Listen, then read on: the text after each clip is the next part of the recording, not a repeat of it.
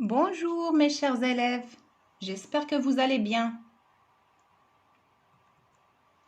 Aujourd'hui, on va voir ensemble une nouvelle leçon. On a déjà vu la multiplication d'un nombre décimal par 10, 100 ou 1000. Et maintenant, on va voir le cas de la division d'un nombre décimal par 10, 100 ou 1000. C'est le même principe les enfants, puisque la division, c'est la marche inverse de la multiplication. Dans la division, on décale la virgule de l'autre côté.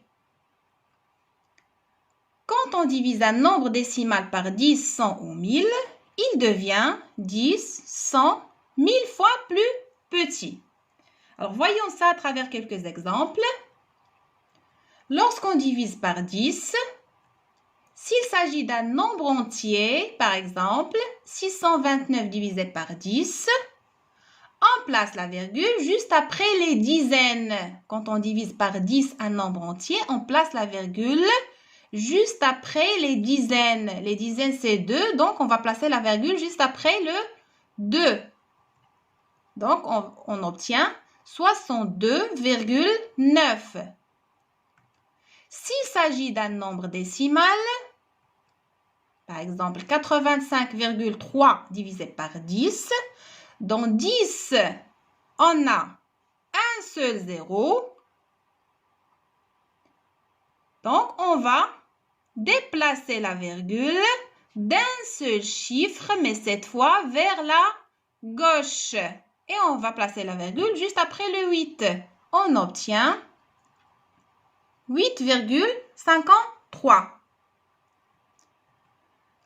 Lorsqu'on divise par 100, s'il s'agit d'un nombre entier, on place la virgule juste après les centaines. On a combien de centaines? 5 centaines. Donc, on va placer la virgule juste après le 5. On obtient 75,92.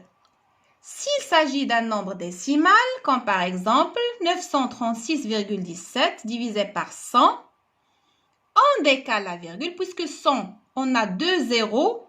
Donc, on va déplacer la virgule de combien de chiffres? De 2 chiffres vers la droite. Un seul chiffre, 2 chiffres. Donc, on va placer la virgule juste après le 9 et on obtient 9,3617. Lorsqu'on divise par 1000, s'il s'agit d'un nombre entier, comme par exemple 86 523 divisé par 1000, on place la virgule juste après les unités de 1000. Alors ici, les unités de 1000, c'est 6. Donc, on va placer la virgule juste après le 6. Et on obtient 86,523. Et s'il s'agit d'un nombre décimal, comme par exemple 12 856,97 divisé par 1000, dans 1000, on a 3 zéros. On décale la virgule de 3 chiffres vers la gauche. Voilà un seul chiffre, 2 chiffres, 3 chiffres. Donc, on va placer la virgule juste après le 2. Et on obtient 12,85 697. Alors, dans le cas, les enfants, où il n'y a pas de chiffre pour décaler la virgule, comme par exemple 76,5 divisé par 100, vous pouvez rajouter des zéros dans la partie entière, devant la partie entière. Car ça ne change rien, ce sont des zéros inutiles. Ça va vous permettre de placer facilement votre virgule. 76,5, c'est 0,00076,5. Donc, puisqu'on divise par 100, on décale la virgule de 2 chiffres vers la gauche. Donc, 1, 2, et on met la virgule ici.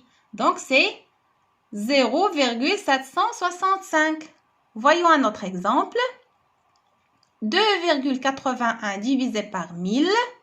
Alors ici, on a 1000. On va décaler la virgule de combien de chiffres? Puisqu'on a 3 zéros, on va décaler la virgule de 3 chiffres vers la gauche. Mais on n'a qu'un seul chiffre. Donc, on peut rajouter des zéros. Alors, 1, 2, 3 et on met la virgule. On obtient 0,00281. Alors, pour bien comprendre les enfants, vous allez vous entraîner avec quelques exercices. Vous allez prendre le cahier d'exercice, une nouvelle page. Vous allez écrire la date, le titre de la leçon, diviser un nombre décimal par 10, 100 ou 1000. Exercice d'application. Et vous allez faire les exercices suivants. Exercice 10, page 93. Vous allez faire A, C, F, H. Exercice 12, page 93, vous allez faire A, C, F. Et problème 13, page 93. Bon courage les enfants et à bientôt.